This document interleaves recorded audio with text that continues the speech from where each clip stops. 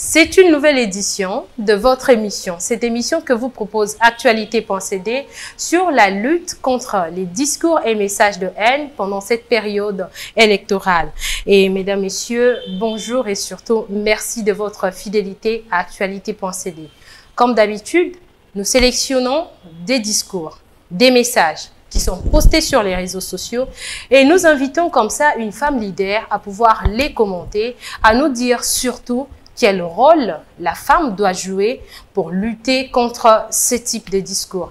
Alors, regardez ces messages qui ont été sélectionnés et nous allons revenir tout juste après pour vous présenter notre invité.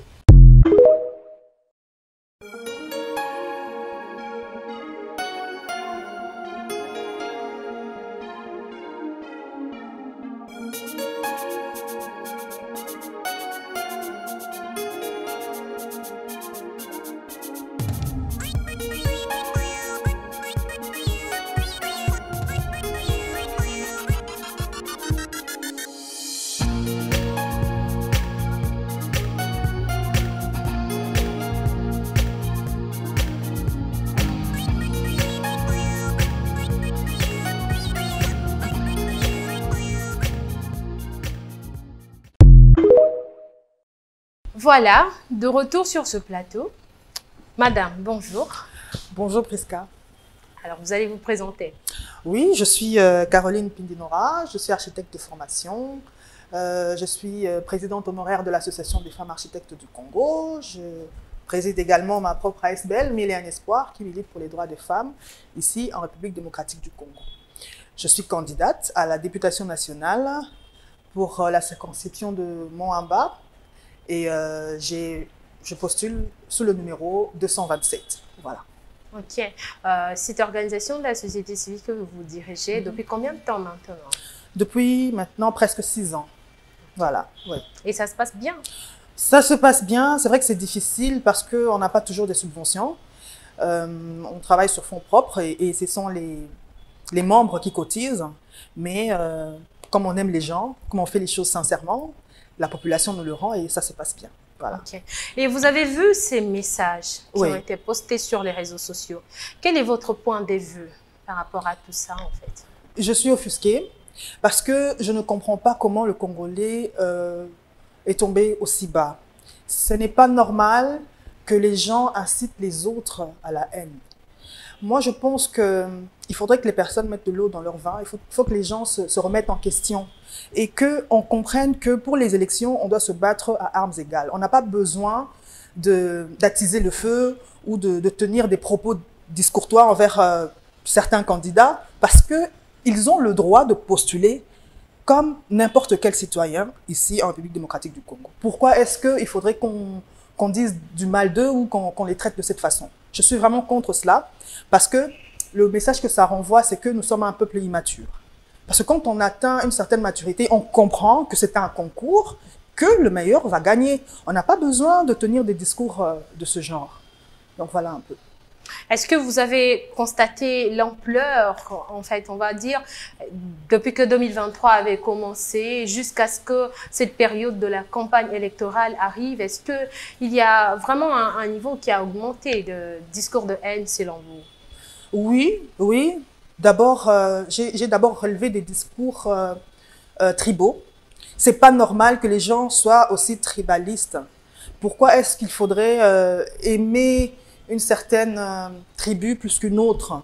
Moi, je pense qu'il faudrait que les gens comprennent qu'on est tous Congolais et qu'on se bat pour une seule cause, c'est-à-dire le bien-être de la population congolaise. On n'a pas besoin d'avoir des tendances par rapport aux tribus ou par rapport à justement à l'obédience politique. C'est vrai, tu as choisi ton obédience politique à toi, mais respecte le choix des autres.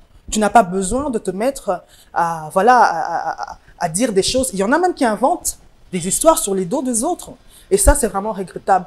On n'est pas là pour ça. On est là pour construire notre pays ensemble et essayer de voir comment évoluer. Voilà. Puisqu'on parle de la femme congolaise, est-ce que vous pensez que la femme, d'abord, en tant que citoyenne, a un rôle à jouer dans la lutte contre ces fléaux, mais aussi la candidate, puisque c'est la période de la campagne électorale, est-ce que la candidate peut justement jouer ce rôle-là? Absolument. Vous savez, en tant que Congolais, je dois véhiculer une image positive de, voilà, de ma nationalité. Je n'ai pas besoin de perpétrer une habitude qui n'honore pas en fait le Congolais. Alors, en tant que femme, qu'est-ce que les femmes doivent faire? Les femmes doivent éduquer leurs enfants d'abord. C'est vrai que je ne suis pas très fan de cette phrase qui dit éduquer une nation, c'est éduquer une femme, c'est éduquer toute une nation, parce que l'éducation de l'enfant, c'est le papa et la maman, mais la femme est quand même celle qui reste le plus souvent avec les enfants à la maison. Si ces jeunes adultes, tous ces adultes sont arrivés à tenir des propos comme ça, c'est parce qu'ils ont eu à un moment donné un problème, une faille du côté de leur éducation. Parce que moi, je ne tiendrai jamais un discours haineux envers quelqu'un d'autre. Donc, je pense que les femmes doivent bien éduquer leurs enfants. Les femmes doivent même conseiller également leur mari, n'est-ce pas, leurs enfants, parce qu'il faudrait qu'on se dise que la femme a quand même une très grande influence dans la famille et même dans la société. Même si on a tendance à minimiser ses efforts, elle a un rôle à jouer dans la société, elle joue ce rôle dans la société. Et en tant que candidate, moi je pense qu'il faudrait à chaque descente mobiliser des personnes et leur utiliser des discours en fait qui vont rassembler. Voilà. C'est vrai que je suis dans un parti politique, mais je ne vais pas me mettre à matraquer les autres parce que je veux que la population les déteste. Non, je veux que la population me vote moi. Donc, je vais commencer par exposer mon projet de société, séduire la population, plutôt que chercher à ce que la population déteste mes ennemis, pas mes ennemis, mais bon. Mes adversaires. Mes adversaires, voilà, politiques. Non. Moi, je pense qu'il faudrait quand même que les candidates aussi se mettent à travailler de cette façon-là. Quand tu es devant la population, tu es devant la masse, il faut utiliser des discours qui rassemblent. On n'a pas besoin en ce moment précis de notre pays, on traverse vraiment des moments difficiles, on n'a pas besoin d'y aller, voilà, disperser. Non, on doit y aller rassembler pour arriver justement à tenir tête aux personnes qui veulent nous voir disloquer. Voilà. Et la femme candidate, vous également, vous êtes candidate. Oui. Est-ce que vous participez à cette lutte? Bien sûr, je participe à cette lutte déjà depuis plusieurs années par rapport à mon association. Et avec la candidature, je le fais. Parce que partout où je vais, même si je bats campagne pour un candidat, pour le chef de l'État, je leur dis du bien du chef de l'État et je ne mentionne pas les autres. Et même quand je mentionne les autres, je ne mentionne pas les autres en des termes qui pourraient les rabaisser. Non, je ne le fais pas. Parce que je trouve que ça ne rime à rien. Il faut vraiment que chacun, qu'on soit assez mature pour comprendre que chacun mène sa lutte à sa façon et le meilleur gagnera. Voilà. Un dernier mot. Bon, un dernier mot, c'est que il faudrait vraiment que le peuple congolais vote utile. C'est important que le peuple congolais vote utile.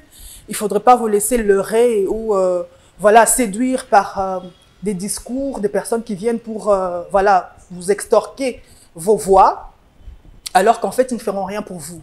Essayez d'être vraiment mature et de lire, de chercher à connaître l'histoire ou les actions que vos candidats ont déjà posées pour pouvoir justement voter en âme et conscience et voter utile pour le pays. Donc on a tous besoin d'entrer au Parlement, mais on n'a pas tous les mêmes intentions et on n'est pas tous prêts à travailler pour le pays.